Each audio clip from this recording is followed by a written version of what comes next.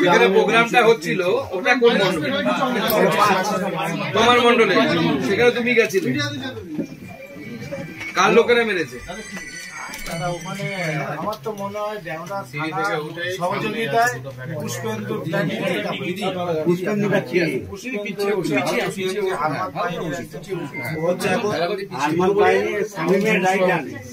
ওখানকার যুব সভাপতি রাইট হ্যান্ড, এবং এখন শামীম আর জাহাঙ্গীরের একটা ক্ষমতা দখল। জাহাঙ্গীরকে তো মনে হয় ডিস্ট্রিক্ট প্রেসিডেন্ট করেছে না? ডিস্ট্রিক্ট প্রেসিডেন্ট করেছে। ফলতাতে বাইক মিছিল কবে হবে? বলে কিন্তু রাত খান আমি দাদার সঙ্গে ছিলাম, আমি ঠেলে ফেলে দিয়েছে, আমি পিছনে এমবাজারের পিছনে চলে গেছি, লাঠি নিয়ে দুজন ধাওয়া করেছে, আমি যদি লুকিয়ে না করতাম আমাকেও দাদার সাথে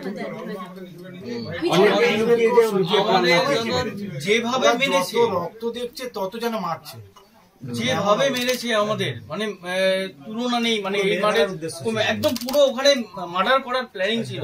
আমি বেঁচে বেঁচে লোহা দিয়ে স্লিপবেলে মারছে, ওকে ওইখানে মেরেছে, ওকে মেরেছে। প্রফেশনাল খুনি, প্রফেশনাল পুরো বাইক নিয়ে নিয়েছেন। সেই সময় রক্ত মানে একদম গেঞ্জি, সাদা গেঞ্জি গুলো কিভাবে ভেজা ছিল। সবাইকে মানে কিরকম সব মানুষ দেখছে দাঁড়িয়ে দাঁড়িয়ে, আর ওরা মারছে। আঙুলটাও ভেঙেছে।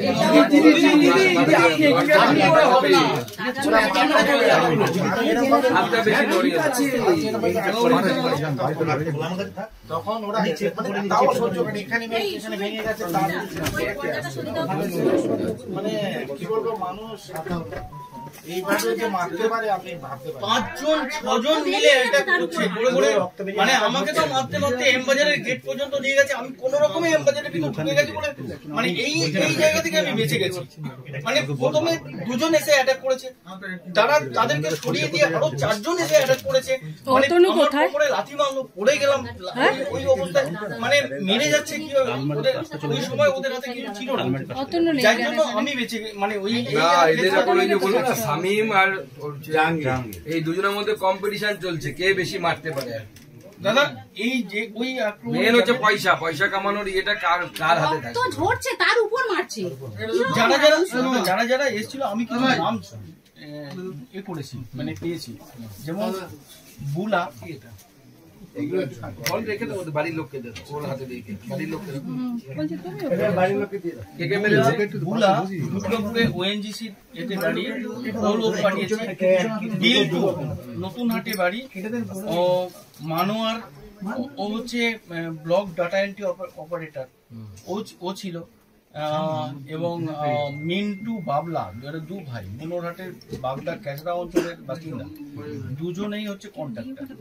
আর আছে রহমতুল্লাহ, কন্ট্রাক্টর কামারপুর। এরা সব হচ্ছে ওই সমস্ত পাঠিয়ে এটাই মূল যে মানে এর সঙ্গে করেছে। ওখানে মূল অ্যারেঞ্জ করেছে হচ্ছে পুষ্পেন্দু, এবং পুষ্পেন্দুকে সাপোর্ট দিয়েছে হচ্ছে এরা। আর পুষ্পেন্দু হচ্ছে শামীমের ডানা।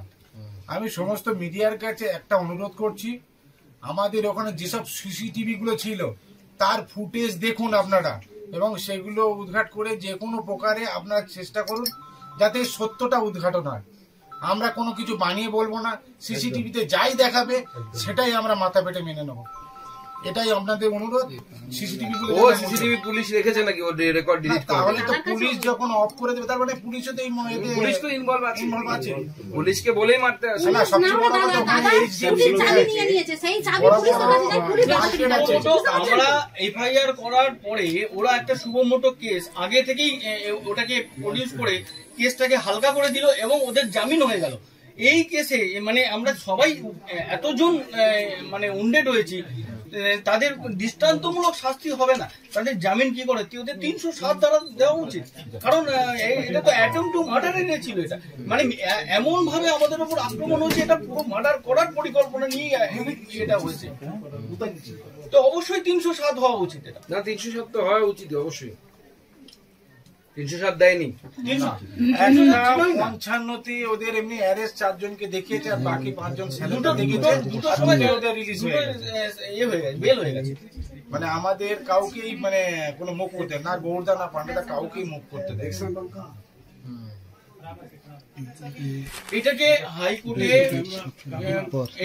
সেটা যাতে তোমরা কাগজপত্র নেই, ওরা তো অসুস্থ, ওরা পারবে না, কাগজপত্র নিয়ে দিদি হোক বা আপনি হোক যে পারবে আর কি মুভ করতে। আপনি জেলা সভাপতি, জেলা সভানেত্রী, আপনি এখানেই থাকুন, আপনার মেশিন মুভ করার এখানে মুভ করুন আর কি। আর আপনি কাগজপত্র নিয়ে আসুন, সঙ্গে আরো এক দুজনকে যারা সুস্থ আছে প্রত্যক্ষদর্শী। কথা হয়েছে এই তো এখনো দাগ মেলে সব মিলে কতজন ছিল তারপরে? আমরা 8-10 জন ছিলাম।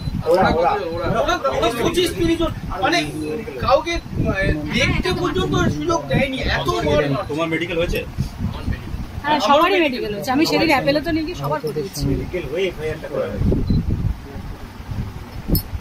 আমার দাদা কানে এখনো এইগুলো এখনো পুরো ব্যথা, কানটা মানে ভিতরে দপদপ দপদপ করছে, প্রায় সময় ভিতরে কটকট কটকট করছে, মানে এই জায়গাটা প্রচন্ড মেরেছে, প্রচন্ড, মানে কানটা পর্দাটা ফাটেনি কিন্তু এখনো পর্যন্ত কানের ভিতরে প্রচন্ড। কোন থানায় কেসটা ছিল? এসপি কে গিয়ে তোমার ওয়াইফকে নিয়ে গিয়ে এসপি কে নিয়ে গিয়ে রিসিভ করিয়ে তারপরে আইসির কাছে এসেছে, সব রিসিভিং কাজ। অফিসে একবার গিয়ে দেখা করুন আপনারা, বলুন যে আমি তো কথা বলে রিসিভ করিয়ে নিয়ে এসেছি, তারপরে আইসির কাছে এসেছি, আইসিকে কথা বলে একদম হাইকোর্ট না করলে হবে না এটা। হ্যাঁ, হাইকোর্টে নিয়ে যাওয়ার ব্যবস্থা কথা হয়েছে ওখানে। এবং আমরা চাইছি বিল্লদেব ভট্টাচার্যকে দিয়ে এই কেসটাকে